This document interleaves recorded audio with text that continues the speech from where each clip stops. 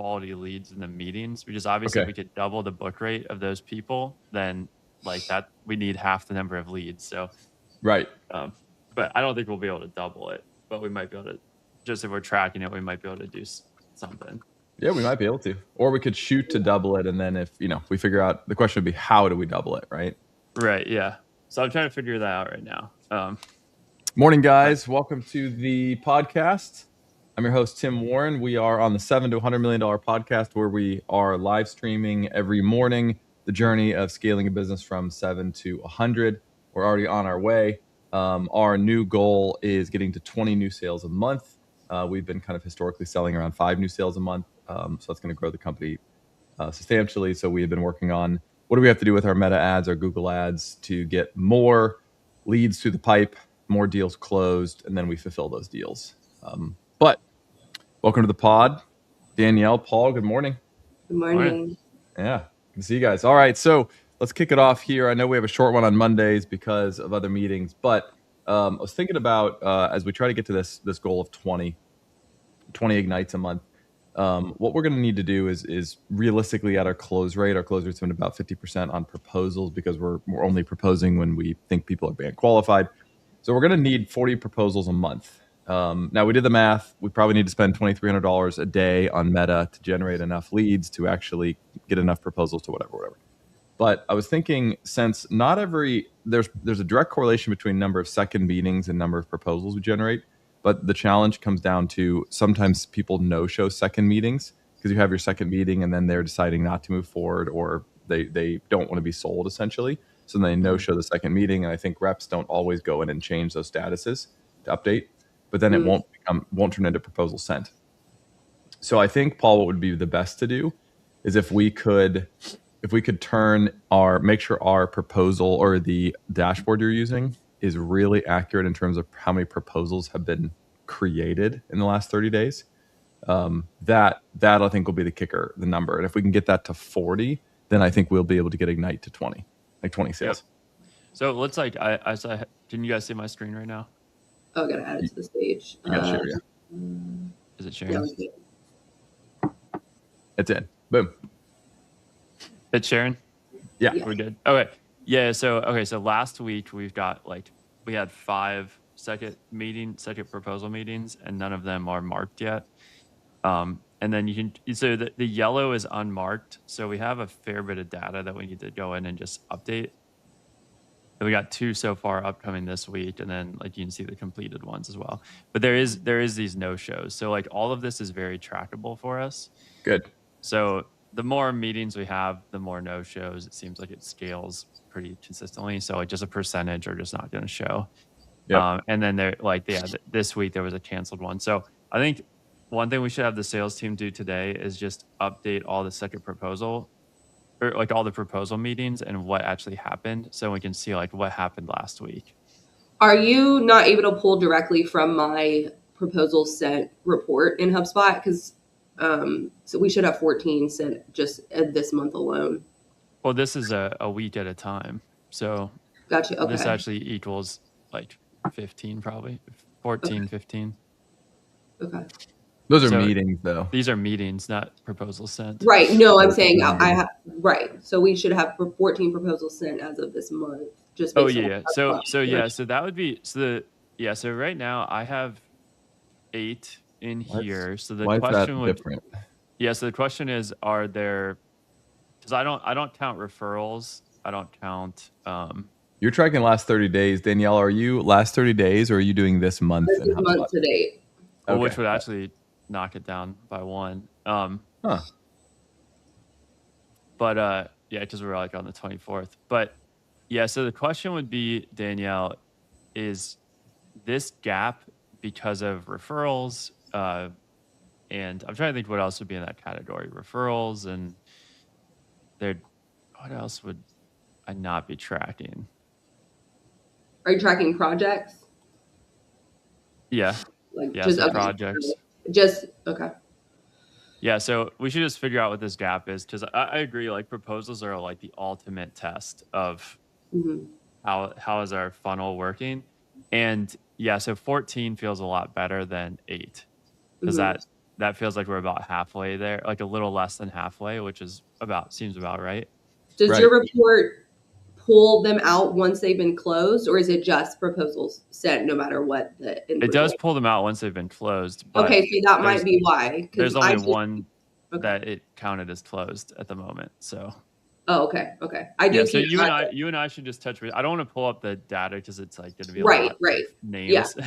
Yeah. But we should check on that. But what I was going to show is, so when we started, our percentage of leads over 500 was 18%. Now we're up to 27%. So we're like kind of inching our way up.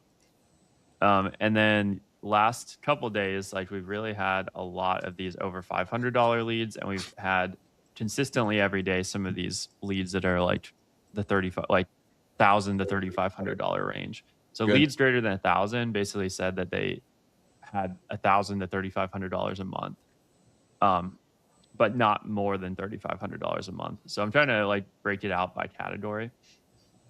But it's what's interesting is as we're spending more, the lead quality percentage is going up, which is great. That's interesting. Yeah, I think it's because it has more budget to like fish in the right parts. It is like collecting data faster, so it's learning where to get good leads, where not to get good leads, what demographics work. But that's, I think, one of the benefits too of us really pushing one channel instead of a bunch of channels is that we're kind of like feeding it better data versus like feeding everybody a little bit worse data.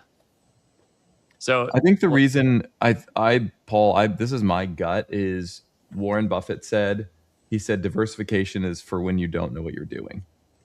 Yeah. Right. And so it's like, if I don't really know what the market's going to do, or I don't really know a company, then you buy a little bit of a lot of companies, right? That's a hedge fund. That's a ETF, right? Like S&P 500. But if you really know what you're doing, right? Like early in his career, he bought as much of Geico as he could because he was like, Geico's going to be a money-making machine. And it was for him. I mean, it made him so much money. But he knew what he was doing, and he understood how to look at companies and how to really knew what to invest in. And he was really heavy on insurance because they're so profitable.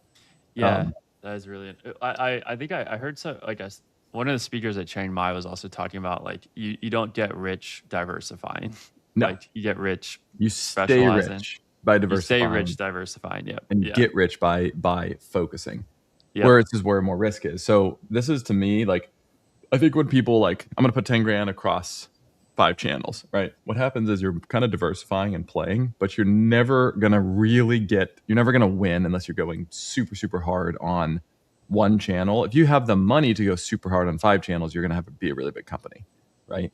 But you got to go hard on something. Like you have to be able to go really heavy investment into one, I think, to actually create the critical mass. Yep. Totally agree. Yep. Agreed. So what I wanted to show here is just these are meetings booked with the leads that are over $500. So we can kind of see that. So these have been more so stable, but I think still doing pretty well in terms of meetings booked. And so right now, out of 166 leads, we booked 94 of them came from a budget of 500 or more. So I need to adjust this. This isn't exactly what I want to see yet. What I want to see is how good are we doing at booking these higher value leads to meetings? Because if they don't go to a meeting, it's kind of useless for us. Right. Right. But let's see. What is but our we current? can see there definitely is an uptick. Pull up the funnel, Paul? Like we can see how many over 500 leads came in, how many of them actually booked, how many of them second meeting, how many became proposals. Can we see that? A little bit. I don't have it. So this view here kind of shows this, but this is by channel. But I like the idea if I could do it by budget.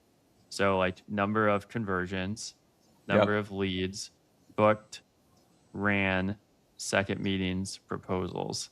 So let me add a new one here called budgets, and then we can really see. Yeah.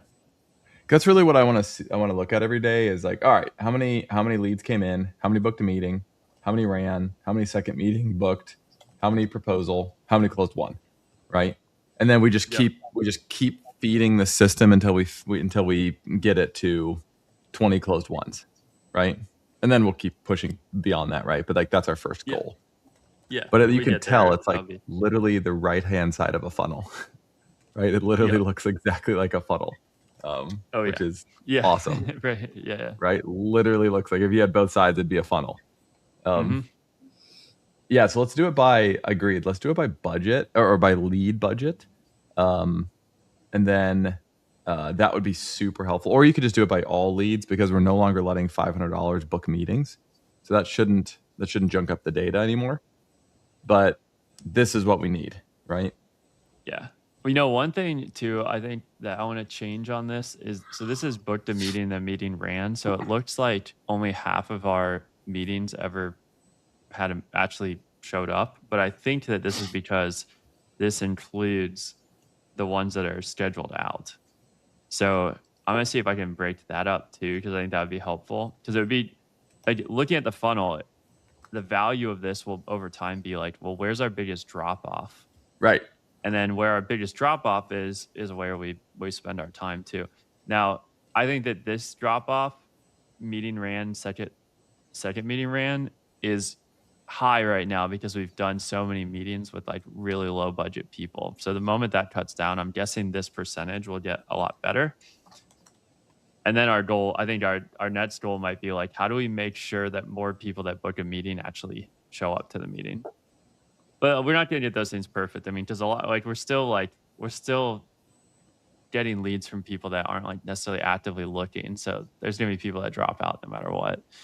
Yeah, and that's okay. I mean, we're gonna the just part part of of the game, point of it is awareness. We're gonna get people who see us on social, but then they come in via other channels.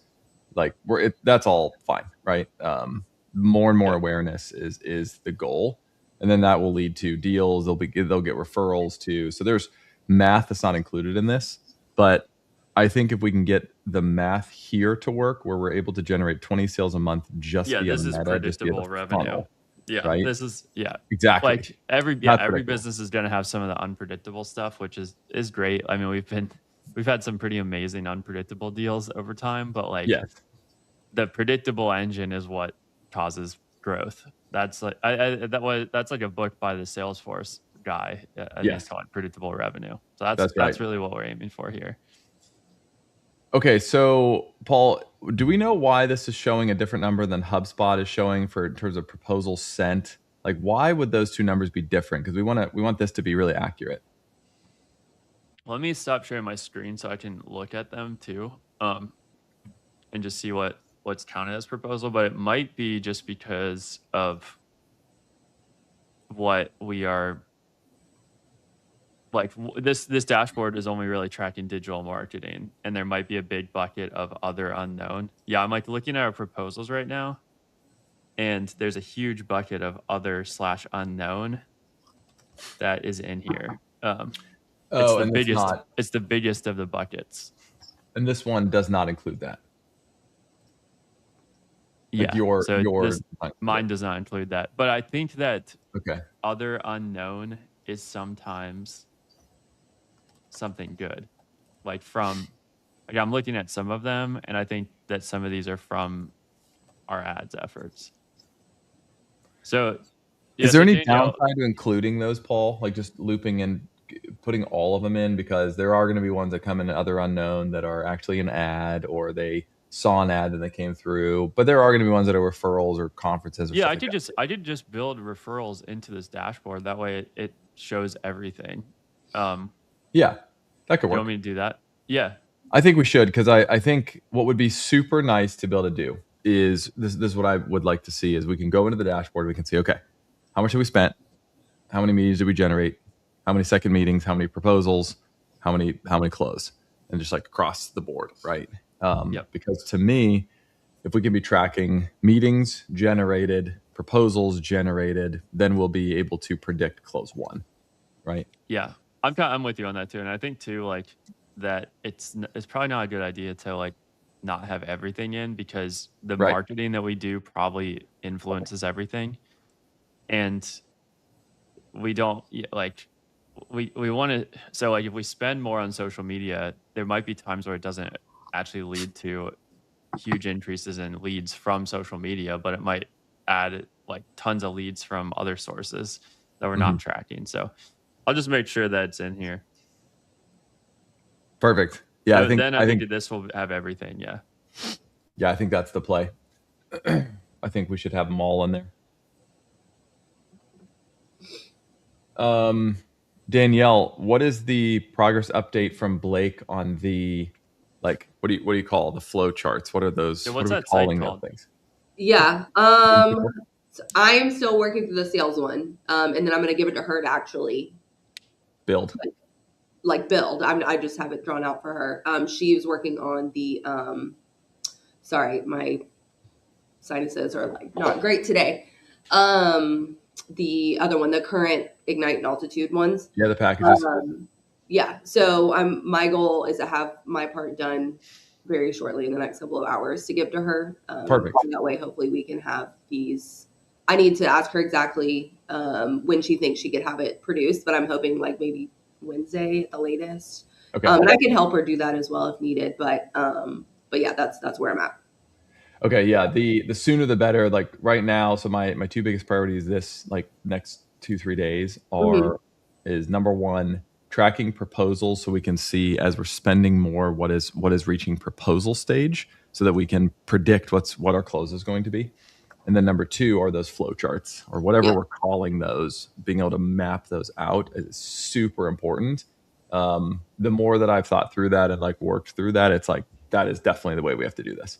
Like, mapping everything out, and then everything has a person who's responsible for it and a metric, right? Yeah. Do you want to see my draft before I send it to Blake?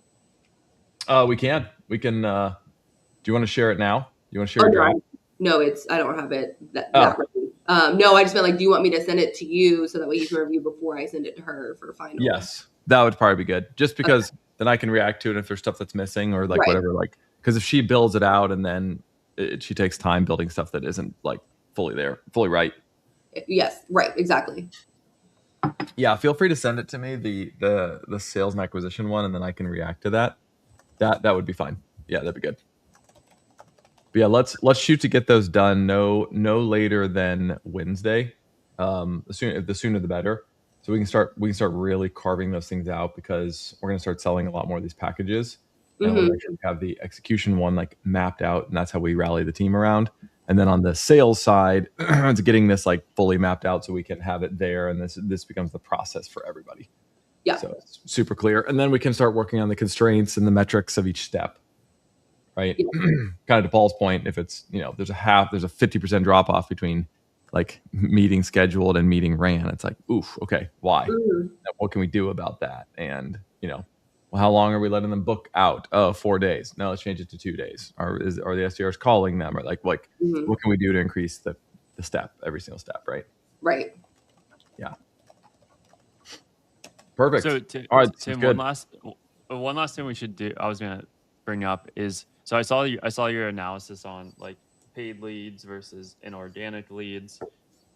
The one thought I had on Doodle is, so I agree that we should turn it down some, but we might want to look at it just from the lens of like June onward, because that's when we switched to the free audit and the performance went way up. So it's possible that like throughout the whole year, if you think about it, we had different reps on the team. We had a very different closing process. It's possible that it was producing good leads that we just didn't close. Like I definitely saw a couple of those. And so it might be, it'd probably just be good to see how, like when we turned on paid social and Doodle ads, do the numbers for Doodle ads look better? Versus I think if we count like January onward, there's like most of that period is like very different performance than recent. So it might tell us if we should keep it on at all or if we should just turn it completely off. Oh, yeah. So I think the two things to consider on here is, if you want to reanalyze that, I'm totally for that. I think ultimately we just want to have the largest amount of spend going towards the largest performing assets, right? So just looking at the numbers, offline sources generated 37,000, organic search generated 95, paid Google was 25, social was 12, basically referrals was 97. So between the two, organic search and referrals were our strongest, interestingly. which we spent the least money on, which is also interesting. Yeah. Now the referrals, I mean, are there's referrals are great, but those are kind of hard to control. So Paul, here was the two things that I wanted to consider. Is obviously I think we should go hard in Meta. I think we should have some Google paid, but the question is like, do we take that from 15 down to 5 and just buy the most important keywords like the top like agency, SEO agency, best rated SEO agency keyword, right? And then we turn everything else off. But I'm actually wondering if we take some of the dollars and put more towards organic. And here was the two reasons I was thinking about that. Number one, organic has generated a lot more business for us than Google paid, and we've spent way less money on it.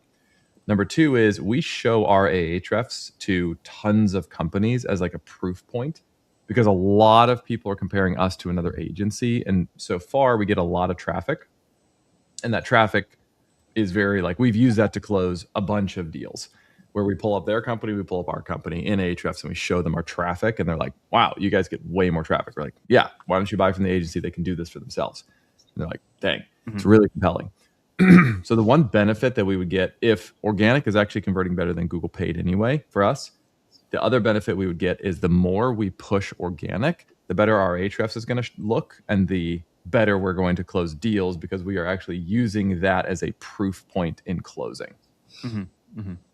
So there's two benefits there. Yeah, it's probably worth keeping some link building on for sure. I feel pretty good on like the content where it's at, and it's actually been improving quite a bit since I made all those changes. But the thing that hasn't improved that much is like the number of leads from it. But we do like, it is very common that social media likes to steal organic leads. So people come to our site and then social media shows a video to them, and then it's like, oh, we did that. So, I just think if right now we're spending 15K on Google ads, I think maybe like 5K on Google ads and 10K on link building just to keep pushing up rankings and more traffic would probably actually both drive us better leads, but also it would continue to prove out our own Ahrefs, which we're using as a proof point for closing. So, or if we don't need that much, we could just put it towards Meta. The other thing too is we could just have some link building going for our site and then just put the rest towards Meta. Yeah, I would lean towards a little bit of link building, pulling Google way back, and then putting the rest in Meta, because like right now our goal is these 20 a night packages, and at the moment SEO is not like put dollars in, immediately get it out. It's probably put dollars in, wait 6 months, get dollars out. So we want to invest in it, but I think it's not going to move the needle fast enough for us. And it's like it is improving on its own quite a bit just from all the content upgrades that we did. So I think we're still seeing that. But like if we don't invest $1 in the link building, we probably still get roughly the same number of leads from organic each month that we normally do. If we invest in link building, we'll start getting more leads down the road from SEO. So probably just keeping a little link building on, but then I would say let's put most of it in the Meta, because that Meta is like every single day driving us 15 leads or so. Right, which is key.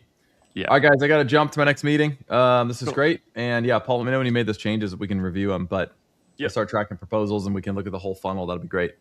Cool. Yeah, we'll do. All right, see you guys. Awesome. See you guys. Bye.